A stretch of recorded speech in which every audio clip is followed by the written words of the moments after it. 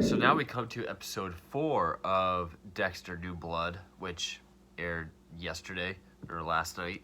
And this is probably the first episode where I felt nothing was really added. It felt more like we were setting the stage for Act 2 or Phase 2 of this season. Uh, it it felt like they were finally ending the Matt Caldwell portion of the season. Uh, there were tiny bits that are setups for later episodes, but I didn't think there was any major revelation or any big twist or anything that really exploded the show wide open in this episode, which I don't really want to call it a filler episode because yeah, even some of the best seasons, like 4 and 2, my top 2 favorite Dexter seasons, the first half or first act of those seasons are still pretty slow. And or maybe it's because I've seen them so many times. I just wait for it to get to the really intense parts. But, if this really is just a transitional episode where they're just kind of setting everything up, they're closing the book on what already happened and then getting ready to set up the rest of the season, that I'm okay with. I might even say there's a little bit more positives in this than the last episode. In the last episode, I said there was one moment that really made me think of classic Deb. Here, there were more moments that made me think of classic Deb, but also just classic Harry, like her role as the new conscience or the new psyche projection, whatever you want to call her. There was more of what Harry was than what Deb has been, and that's a huge positive.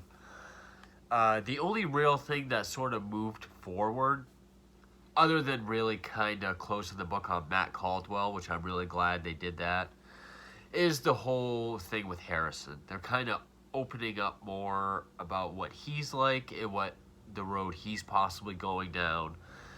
Kind of undoes what they did at the end of the last episode where Dexter says, "I've got your back," because this whole episode is about him pretty much trying to unravel a story Harrison's given to show that he is a liar and also has a dark passenger like him.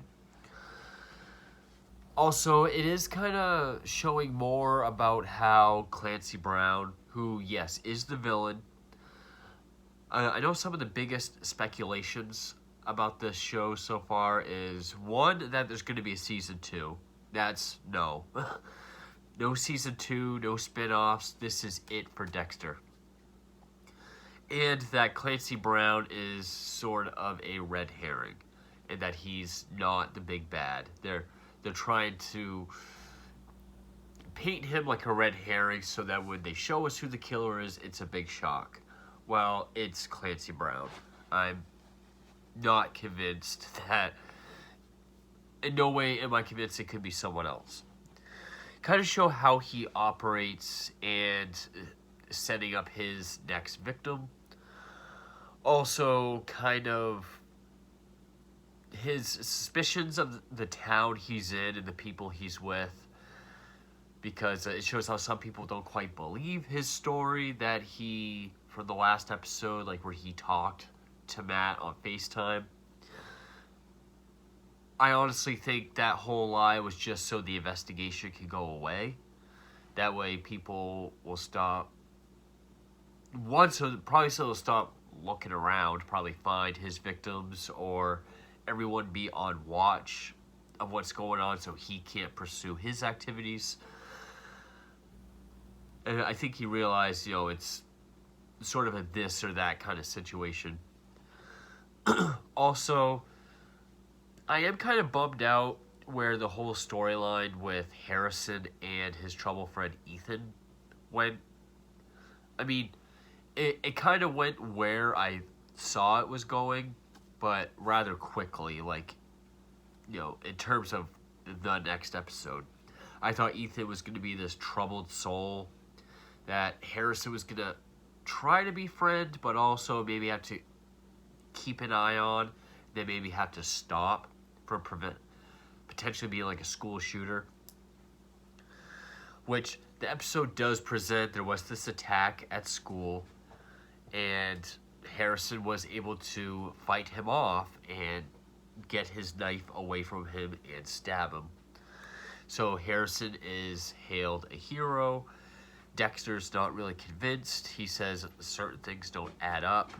So it's him trying to not prove to the world, but prove to himself what Harrison is.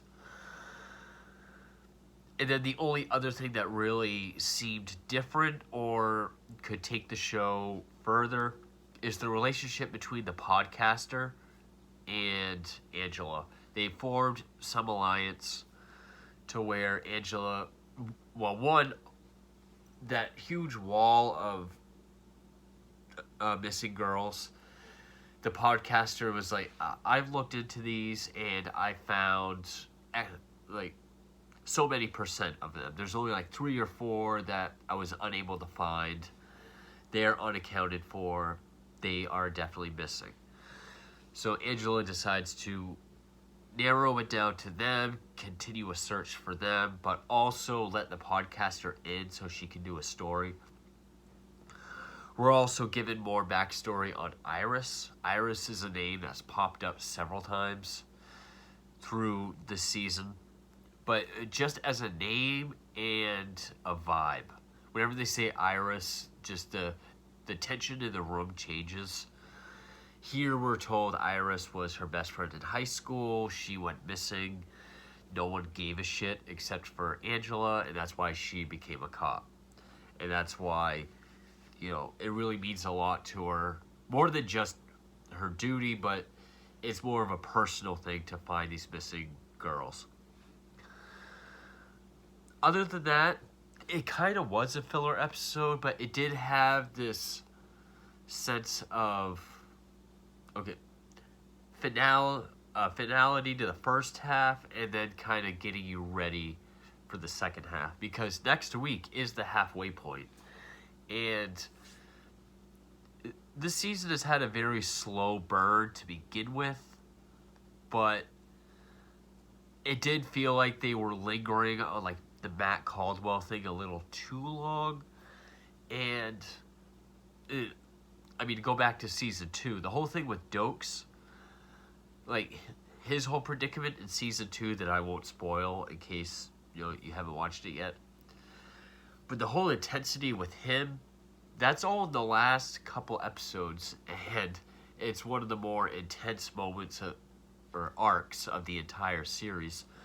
So yeah, maybe this season is gonna pack one hell of a punch in the last few episodes, but hopefully it's not too much filler from here on out. Also, I think it's setting up for the return of Trinity, which has been announced.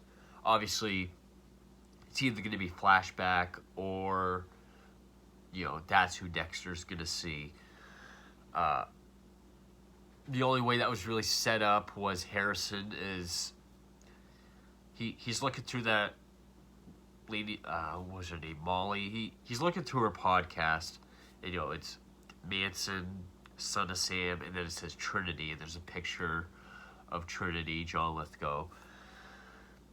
He listens to it. We kind of hear the beginning of it, and then he clicks on it deeper. There's a picture of John Lithgow and Rita. That was refreshing to see a picture of Rita again. But this also did feel like a callback episode. Kind of like a, hey, remember this? Because like the first scene is Dexter and Harrison kind of saying funny things that they remember Deb saying. Like Harrison does something and he says, fuck nuggets. And Dexter's like, your Aunt Deb used to say that all the time. then Harrison asks him a question, and he's like, "I'd rather put a campfire out with my face." Lines we remember Deb saying. Now, I will say, like as I've said earlier, there was more classic Deb in this, and also just classic Harry as far as her role.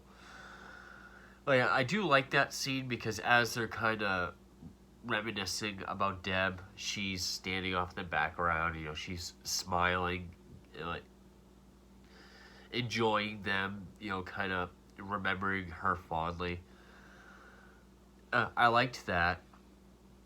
I also liked how, you know, there's a scene with Deborah, when Deb's on the floor with all these pictures, and she's with Dexter. She's kind of doing her detective, like with tacks and strings and Sharpie, but like, so, you know, Kurt Clancy Brown is doing this so he can get to this person, which will lead back to you. That reminded me of Deb, but the way they made it so she is like the spirit or whatever was when she kind of retracts what she says. She goes over like what she wrote with Sharpie, and it's like it goes away as if she's not really there. More subtle things like that I liked. I thought the wood chipper in the last episode really actually was kind of silly. Just like in this one, when Dexter is, you know, backstage of the school theater where the altercation between Ethan and Harrison took place, and he's looking at the blood and he's like, this doesn't make sense. So you have this scene where Deb and Dexter are like stabbing each other. You know, they're getting each other worked up so they can stab each other to see how the blood comes out, which, okay, a good idea. It's a cool idea in how they made the blood actually line up. We got to see him do his, you know, blood analysis. He even says blood never lies. Felt like classic Dexter. But like when Deb is a bit too interactive of the real world, even if it is just in his head, it kind of takes me out of the illusion a little bit. Also, there was another moment that was kind of like the wood chipper where she talks about how, like, you just want everyone to love you. You want everyone to just look up at how great you are. And then it shows, like, a dozen Debs, all with signs like, we love you, we heart Dexter, and them all kind of acting like fangirls. I get the humor, I get the joke, but it reminds me more of like a genie bit for like Aladdin, how she can just kind of make all these things happen. I like it more when it's subtle. But the thing that reminded me about classic Harry is because Harry, being the voice of reason, he's never been shy to question Dexter's theories on people or his methods of how to get certain people. So like here, Deb is saying how, you know, Harrison's a good kid just because he's born in blood like you, which we do get to, you know, we see the scene of Harrison in his mother's blood, the scene of Dexter as a toddler in his mother's blood. We see those a couple times, which, you know, that brought us back. So it did feel like the whole kind of trying to challenge Dexter's theories the way Harry would. So I liked that as well. I also like the line where when Dexter's trying to like have them stab each other to see the blood, and she's like, this is all in your head. Like, of course it's going to go the way you want it to, but... So it's still a mixed bag, some of the things they do with Deb, but, you know, for every kind of negative or thing that feels out of place, it feels like they're getting more right at the same time. So other than that, there's not really much to say before I go into spoilers.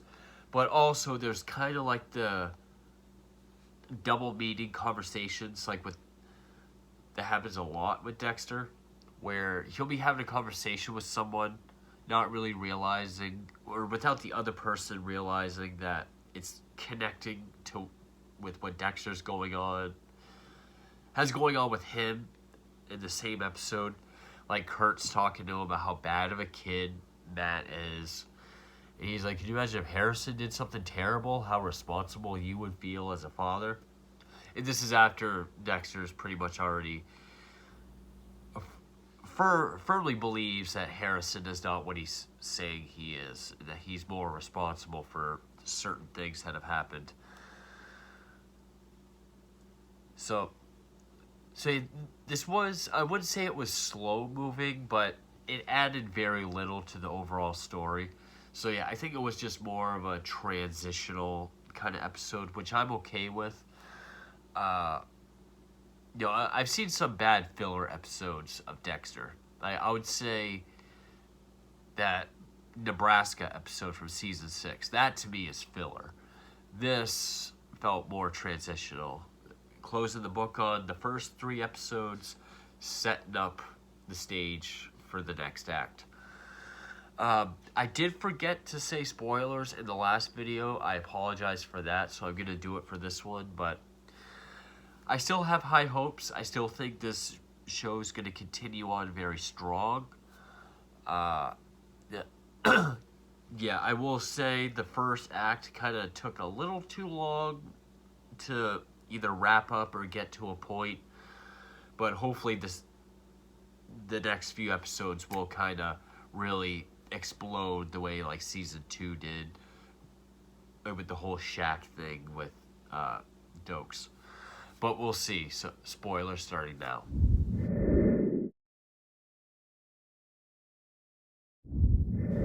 So it was after we see Harrison watching and listening to the podcast, and we see the picture of Trinity, the picture of Rita, that, we can definitely see the pain on his face. Again, the kid that plays Harrison, great actor. He really does a great job in this.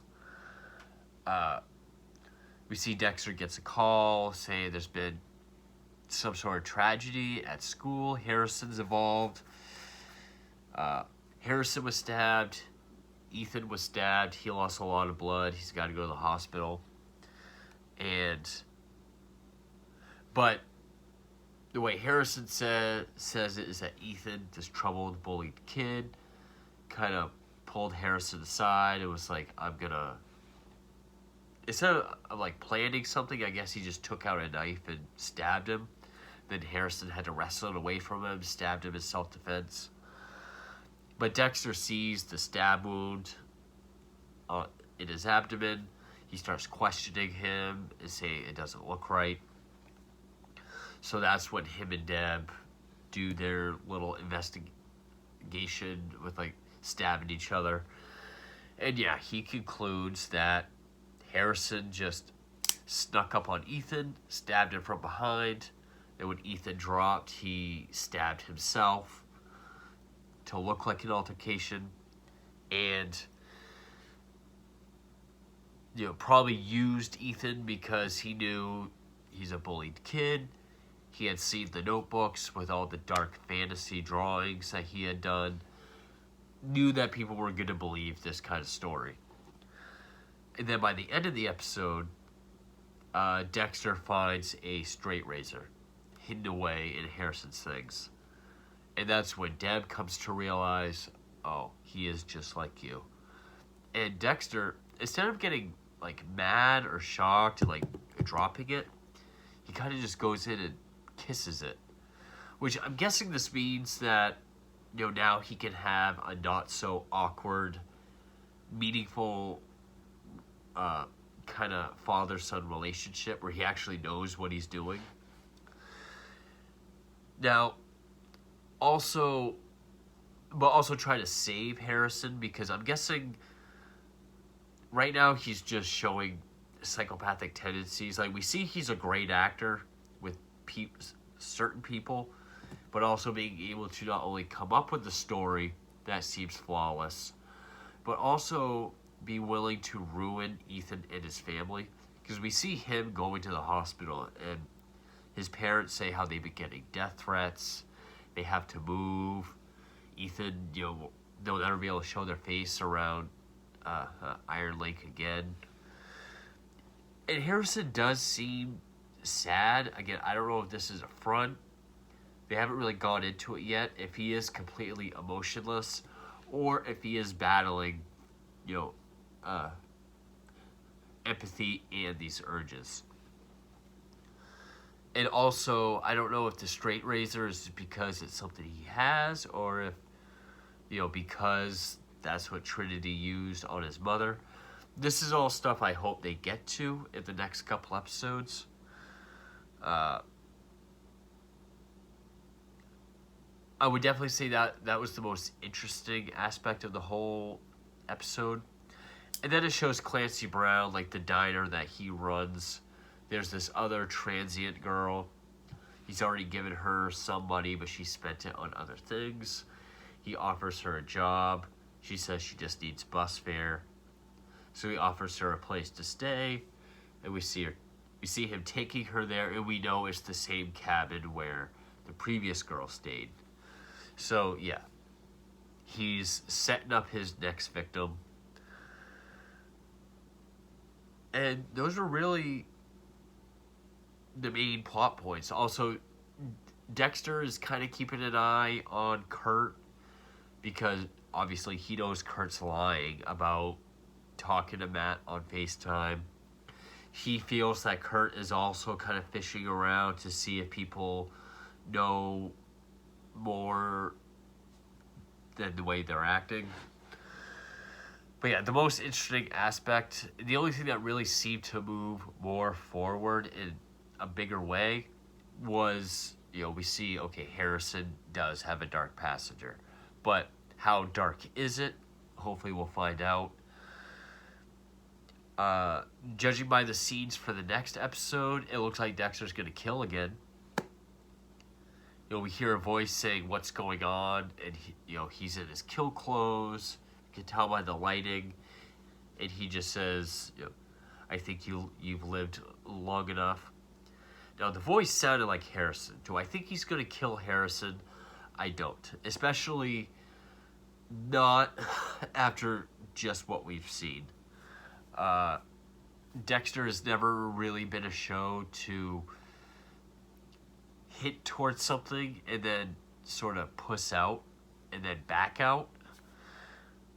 It, whenever it showed some earth-shattering thing, it went with it and paid the consequences. So it could be a dream. It could be, some random person that he just started researching in the next episode. I don't know, but at least we'll get to see him kill again. So maybe Dexter's becoming more unhinged. Maybe he's trying to become more in touch with his previous self so he can help Harrison. I guess we'll see. Also, I'm not sure what capacity Trinity's going to return in, flashback or as a projection. I've always seen Trinity as Dexter's greatest foe, his most impactful foe, so maybe a projection. You fucked your family up so bad that now he's like you. I could see that happening. I think I read it is just going to be a flashback. I'm not sure, but we'll see. I'm still very optimistic. And it's not because I want the show to be great. Obviously, I do. But with everything I've seen, with only one real kind of lull episode, but having it feel more transitional than just filler still gives me very high hopes. I will say the worst part of the episode was when that one podcaster says kind of why she wants to do a story on Matt Caldwell. She's like, rich, white, what would she say? Rich, white, cisgender male, keeps getting in trouble, daddy bails him out, then, just bails, goes missing. Yeah, of course I'm going to do it. Don't make her one of those characters where she throws those words around. It sounded like she was using it in an ironic way, yeah, my my listeners who were like that will eat that up. But hopefully it was just that one instance where she's just saying things like cisgender or whatever. But I don't know. Not a bad episode, not a boring episode. Just, again, I keep using the word transitional, but that is what it felt like. Closed chapter of the first part. Let's get right into the next half, or the next act. And I am only a little nervous because the pacing and how much little time they have to play with. 10 episodes instead of 12. But I still have high hopes. So that's episode 4. And next week we hit the halfway point. So thank you for watching.